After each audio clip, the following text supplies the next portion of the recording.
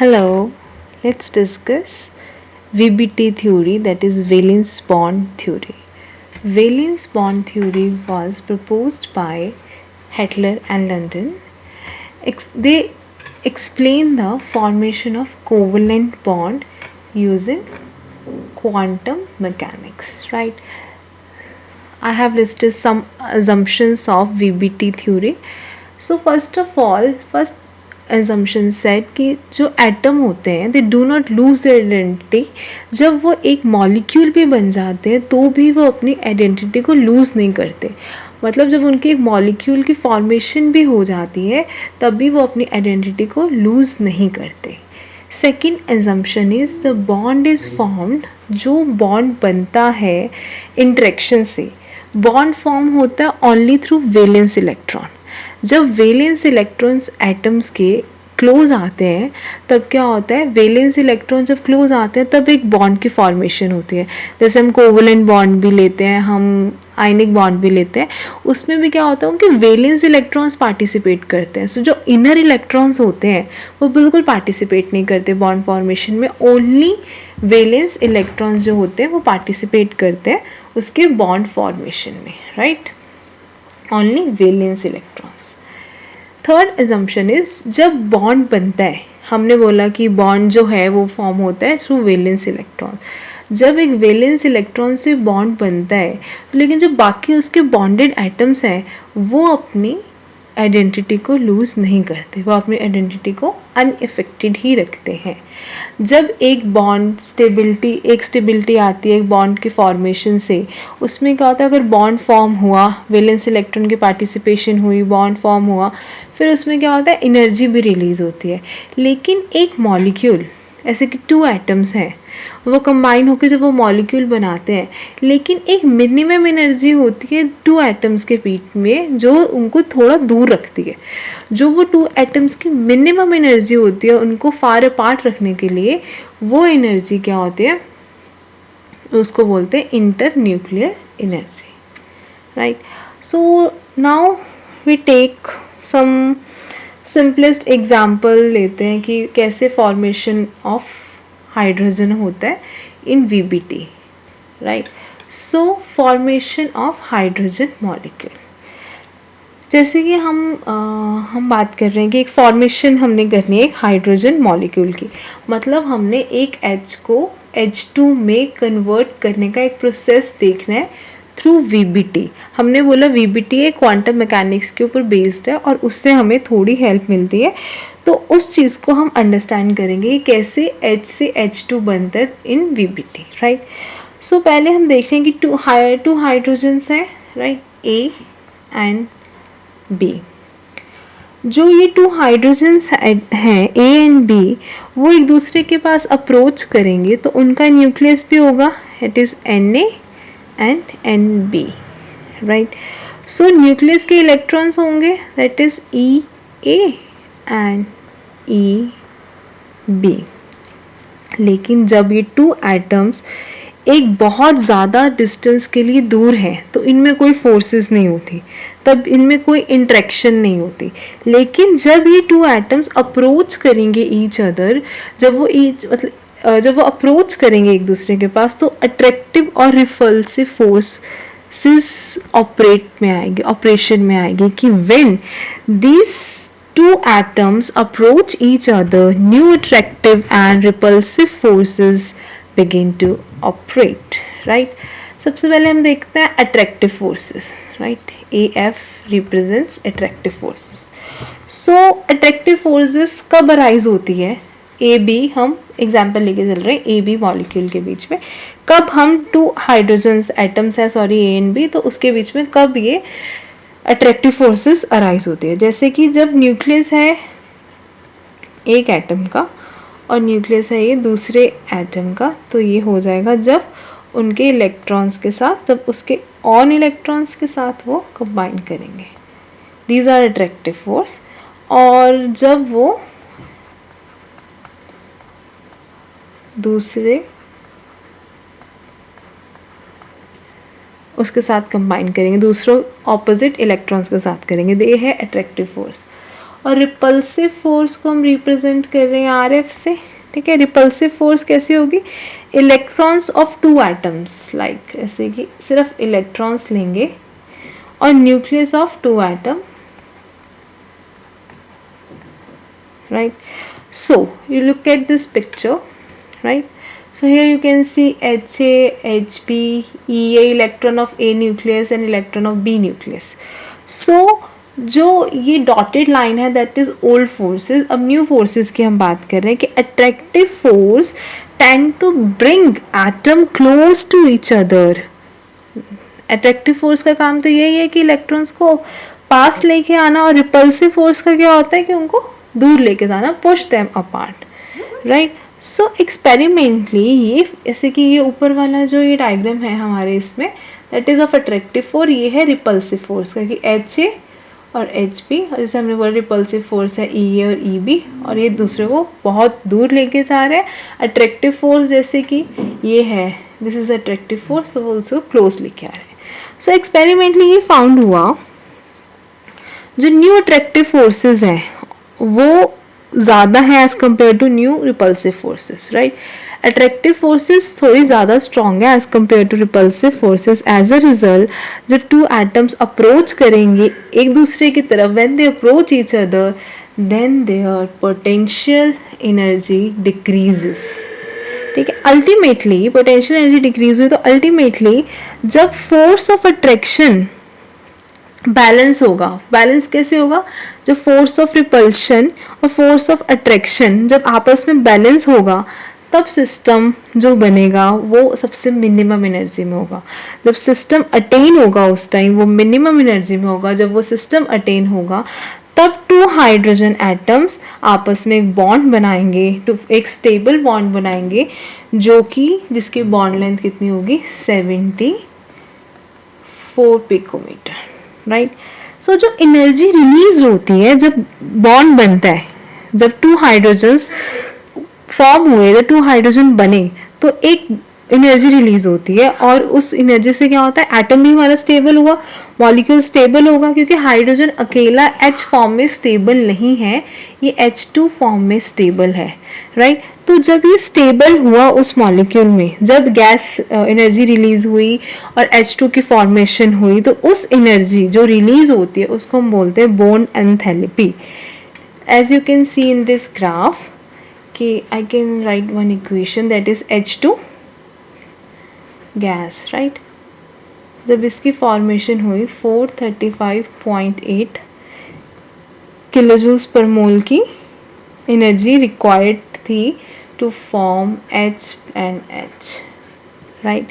So this is just the potential, this is a potential curve जो हमें बता रहा है कि कब फॉर्मेशन हुई H2 मॉलिक्यूल की एज ए इंटरन्यूक्लियर डिस्टेंस। जो मिनिमम एनर्जी, जो बॉन्ड एनर्जी है, हमें यहाँ से पता लग रहा है ये डिस्टेंस ऑफ सेपरेशन है कि यहाँ H2 की या हमारे H2 की फॉर्मेशन हुई। Orbital overlap concept, as we have studied, like the formation of hydrogen molecule, there is a minimum energy state when two hydrogen atoms are so near that their atomic orbital undergo interpenetration. So this means कि partial merging of atomic orbitals is called overlapping of atomic orbital, which result in pairing of electrons. So they all are interlinked, like when there is partial merging of atomic orbital, as we have, हमने भी पढ़ा कि H2 molecule कैसे बनता है, उसमें एक minimum energy state होती है जिसमें क्या होता है, ऑर्बिटल्स इंटरपेनिट्रेशन जाते हैं। इंटरपेनिट्रेशन मतलब कि उन एटॉमिक ऑर्बिटल्स की मर्जिंग होती है, और हम इसे ये भी कह सकते हैं there is a overlapping of atomic orbitals which result in pairing of electron, right. So जो एक एक्सटेंट होता है ओवरलैपिंग का ऑर्बिटल्स का, वो उससे हम कोवलेंट बॉन्ड की स्ट्रेंथ को मेजर कर सकते हैं कि किस एक्सटेंट से वो ओवरलैप करती हैं, उससे हम डिसाइड कर सकते हैं कि what is the strength of covalent bond. जितना ज़्यादा, जितना ग्रेटर ओवरलैप होगा उतना ही स्ट्रॉन्गर बॉन्ड बनेगा between two atom. So this that is orbital overlap concept is the formation of covalent bond between two atoms result by pairing of electron present in the valence shell having opposite spin. That means कि जब covalent bond की formation हुई उस time जो two atoms थे उसमें क्या हुआ, इलेक्ट्रॉन्स की पेयरिंग हुई. इलेक्ट्रॉन्स कौन से यूज़ होते हैं, वैलेंस शेल वाले. आउटर मोस्ट इलेक्ट्रॉन्स यूज़ होते हैं, इनर इलेक्ट्रॉन्स यूज़ नहीं होते. तो जब एक बॉन्ड बना, जब पेयरिंग ऑफ इलेक्ट्रॉन हुई और वैलेंस शेल के इलेक्ट्रॉन्स की पेयरिंग हुई, तब उनकी स्पिन भी ऑपोजिट होनी चाहिए. Now this word is spin. Spin off electrons भी ऑपोजिट होने चाहिए. इसमें हम और डेप्थ में इसके स्पिन के बारे में पढ़ेंगे. Next is the types of overlapping, कि किस किस टाइप की ओवरलैपिंग होती है. ठीक है, टू टाइप्स की होती है, sigma and pi. This two types of overlapping, sigma and pi orbital.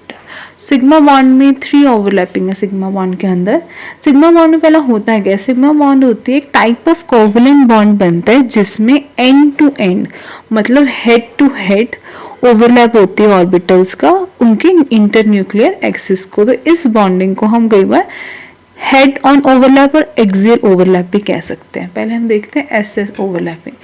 S S overlapping, this are S orbitals. So इसकी ओवरलैपिंग कैसे होती है, ऐसे हो जाती है एस ऑर्बिटल्स की. That means there is a overlap of 2 half filled S orbitals along with internuclear. ये हाफ फिल्ड होती है. स्पिन की बात हम बाद में करेंगे. इस S orbitals half half filled होती है, फिर इनकी आपस में ओवरलैपिंग हो जाती है. अब हम बात करें एस पी ऑर्बिटल की. एस पी में हम एस ऐसे होता है और this is S and this is P. तो इससे क्या बनेगा, अब हम एस पी ऑर्बिटल्स का देखेंगे कि इस टाइप ऑफ ओवरलैप में क्या होता है. हाफ फिल्ड एस ऑर्बिटल होती है एक एटम की और हाफ फिल्ड पी ऑर्बिटल होती है अदर एटम की.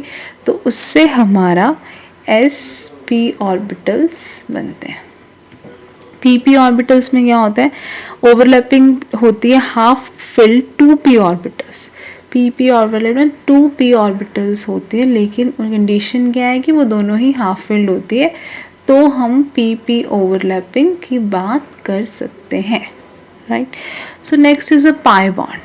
पाई बॉन्ड क्या होता है, जब फॉर्मेशन होती है पाई बॉन्ड की एटॉमिक ऑर्बिटल में, सो उसमें क्या होता है, जो उनकी एक्सिस होती है वो पैरेलल रहती है और परपेंडिकुलर रहती है इंटरन्यूक्लियर एक्सिस की.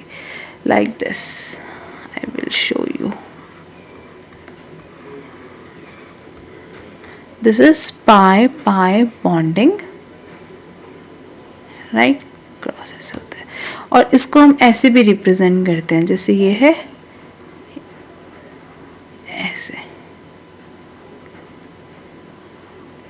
ऐसे भी इसको रिप्रेजेंट करते हैं. और इस रिप्रेजेंटेशन को बोलते हैं कि साइड वाइज ओवरलैपिंग होती है जो 2 सॉसर टाइप चार्ज क्लाउड्स होते हैं. इसको हम ऐसे भी रिप्रेजेंट करते हैं. This is a P P overlapping. Right. अब थोड़ा ओवरलैपिंग के बारे में हम पढ़ेंगे, जैसे कि डायरेक्शनल क्या होती है, प्रॉपर्टीज क्या होती है बॉन्ड के लिए. तो इसमें क्या होता है, जो वीबीटी थ्योरी है, वैलेंस बॉन्ड थ्योरी ने हमें बोला कि शेप्स बताई कि जो फॉर्मेशन होती है उसकी डायरेक्शनल प्रॉपर्टीज बताई कि हम पॉलीएटॉमिक मॉलिक्यूल्स में लाइक CH4NH3 वाटर, इसमें ओवरलैप और हाइब्रिडाइजेशन कैसे चेक कर सकते हैं एटॉमिक ऑर्बिटल की.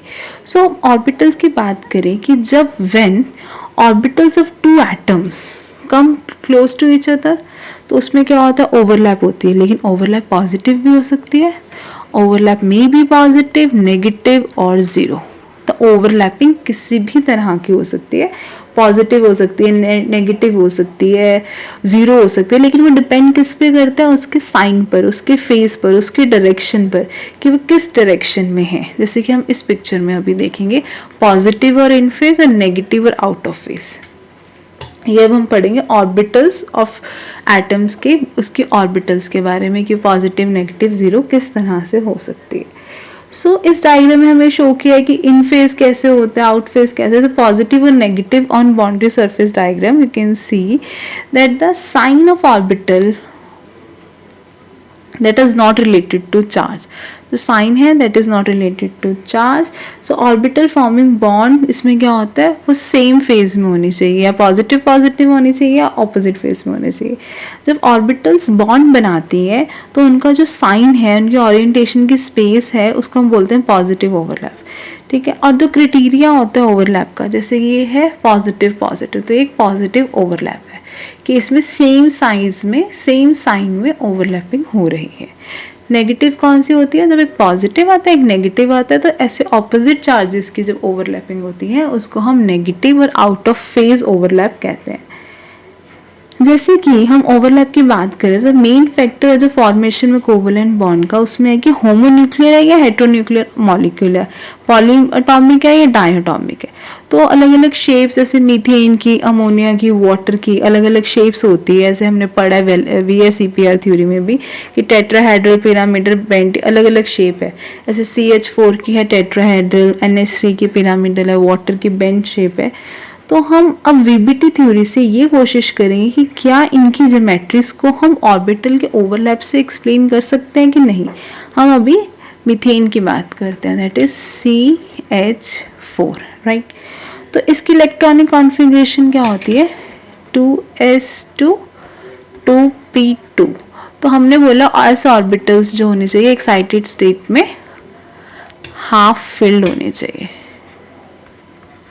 ये होती है X, Y एंड Z. तो ये हाफ फिल्ड हुई तो एक इलेक्ट्रॉन एक्साइटेड हो गया, ऐसे हो गया, राइट. सो द एनर्जी जो रिक्वायर्ड होती है एक्साइटेशन में, that is compensated by energy release due to overlap. जो एनर्जी रिलीज होती है ओवरलैपिंग में वो उससे कंपनसेट हो जाती है बॉन्ड की. सो कार्बन और हाइड्रोजन का बॉन्ड बनेगा. अब हमने इसमें देखा कि यहाँ 4 बॉन्ड्स बनेंगे, राइट. सो अब हमने देखा 4 एटॉमिक ऑर्बिटल्स है कार्बन की, उस सब में अनपेयर्ड इलेक्ट्रॉन्स है जो ओवरलैप करेंगे 1s ऑर्बिटल ऑफ हाइड्रोजन, जो कि ओवरलैप करेंगे 1s ऑर्बिटल ऑफ हाइड्रोजन. सो इसमें क्या होगा कि there is a overlapping between 1s orbital of 4 hydrogen atom which was singly occupied. So इससे हमें क्या रिजल्ट होगी, there is a result in formation of a 4CH bond. और इसमें हम ये ऑब्जर्व करते हैं कि जो 3p ऑर्बिटल्स हैं कार्बन की वो 90 डिग्री पे है ईच अदर के, लेकिन जो 3CH बॉन्ड्स है वो ओरिएंट तो कर रहे हैं 90 डिग्री पे, लेकिन जो 2s ऑर्बिटल है कार्बन के और 1s ऑर्बिटल है हाइड्रोजन का वो है स्फेरिकल. ये तो सब 90 डिग्री पे शो कर रहे हैं, लेकिन जो ये s ऑर्बिटल है इनकी शेप्स क्या होती है, स्फेरिकल. तो स्फेरिकल शेप्स अगर इनकी है तो उससे क्या होगा कि कहीं भी ओवरलैप कर सकते हैं, किसी भी डायरेक्शन में ओवरलैप कर सकते हैं. सो जो डायरेक्शन होती है 4CH बॉन्ड की वो अभी सर्टेन नहीं है. सो इस डिस्क्रिप्शन से हमें ये पता लगता है कि जो ऑर्बिटल्स की ओवरलैपिंग होती है वो अकाउंट नहीं करती, क्योंकि क्या डायरेक्शनल कैरेक्टरिस्टिक्स होंगे बॉन्ड के for methane. This is all about the overlapping concept of VBT for CH4 methane, and same for water and hydrogen, same for water and same for ammonia, right? Thank you.